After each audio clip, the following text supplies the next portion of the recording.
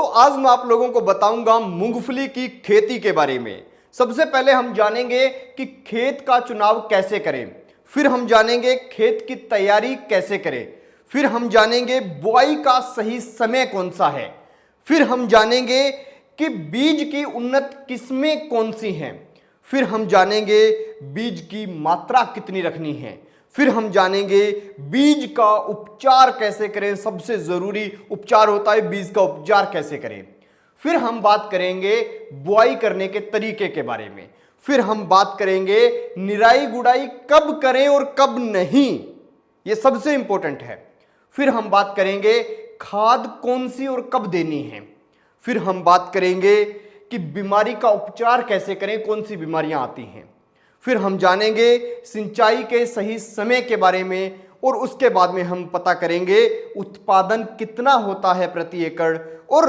अंत में हम जानेंगे कमाई कितनी होगी प्रति एकड़।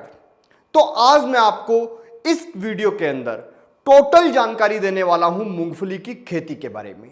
एक बात आप लोगों को बता दूं कि जितनी भी जानकारी दूंगा मैं अपने द्वारा लिखित किसी भी दस्तावेज से नहीं देने वाला, मैं जानकारी देने वाला हूं राजस्थान की सरकार जिसे रिकमेंड करती है उस दस्तावेज से, और वो दस्तावेज ये है और इनके द्वारा लिखा गया है। तो दोस्तों वीडियो की शुरुआत करें उससे पहले आप लोगों को मेरी ओर से नमस्कार। आप देखना शुरू कर चुके हैं एबीसी इंडिया और मैं हूं अमित भोबिया।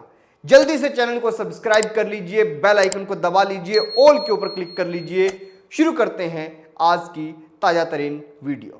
सबसे पहले बात करते हैं खेत का चुनाव कैसे करें। चुनाव बड़ा ही सिंपल है। रेतीली दोमट मिट्टी जो है वो सबसे बेस्ट है।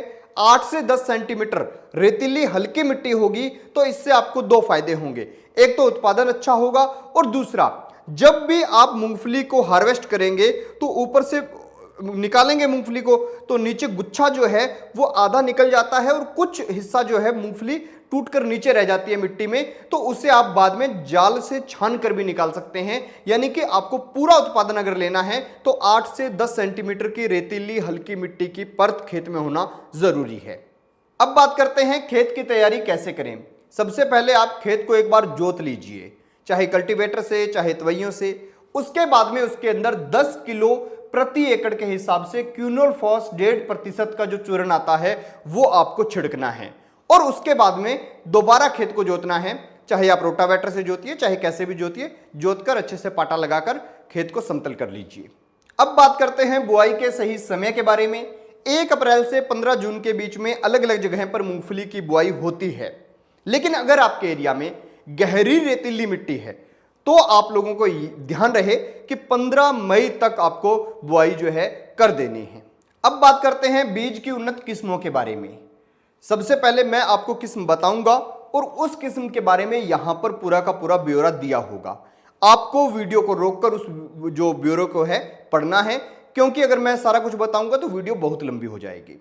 सबसे पहली किस्म है TG37A, फिर है M13, फिर है HNG10, फिर है मलिका, फिर है HNG69 और फिर आती है HNG123।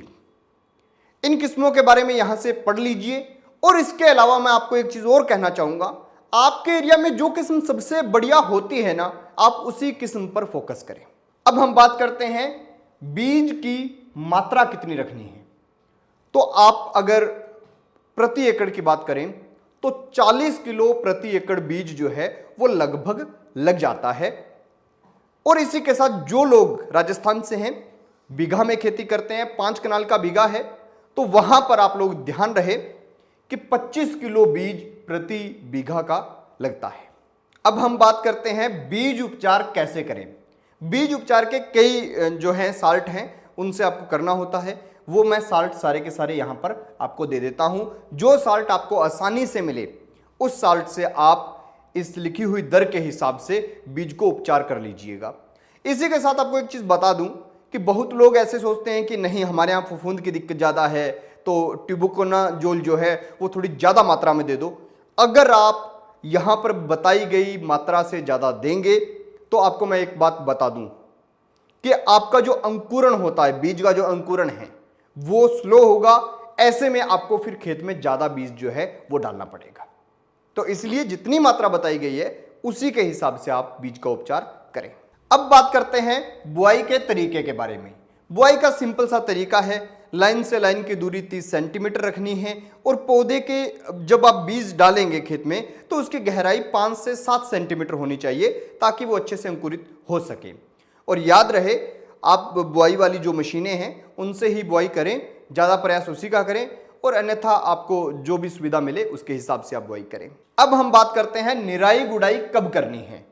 ऐसी फसल के अंदर निराई गुड़ाई का सबसे महत्वपूर्ण ध्यान रखना होता है, क्योंकि बहुत से लोगों को यह पता नहीं होता कि मूंगफली के अंदर फूल आने के बाद निराई गुड़ाई नहीं की जाती। जैसे ही आपको लगे कि फसल के अंदर फूल आने वाले हैं, उसके बाद में आपको किसी भी प्रकार से निराई गुड़ाई नहीं करनी है। निराई गुड़ाई आपको फूल आने से पहले पहले समाप्त कर देनी है, उससे पहले पहले कर लेनी है। आप पौधे को उखाड़ कर देखिएगा, नीचे अगर सुइयां बननी शुरू हो गई हैं जड़ के करीब, तो आपको बिल्कुल भी निराई गुड़ाई के बारे में सोचना भी नहीं है। अब बात करते हैं खाद कैसे देनी है और कौन सी देनी है। तो सिंपल सी चीज है, आप लोगों को बुआई से पहले 80 किलो एसएसपी, 18 किलो यूरिया प्रति एकड़ देनी है। खेत की मिट्टी में अच्छे से मिला देनी है। और उसके बाद में जब आप बुआई करें तब आपको ड्रिल के साथ, मशीन के साथ बुआई के दौरान 80 किलो जिप्सम भी देना है। अगर आपकी मिट्टी बहुत ज्यादा रेतीली है तो ऐसे में आपको जो एसएसपी है वो 150 किलो कर देनी है प्रति एकड़।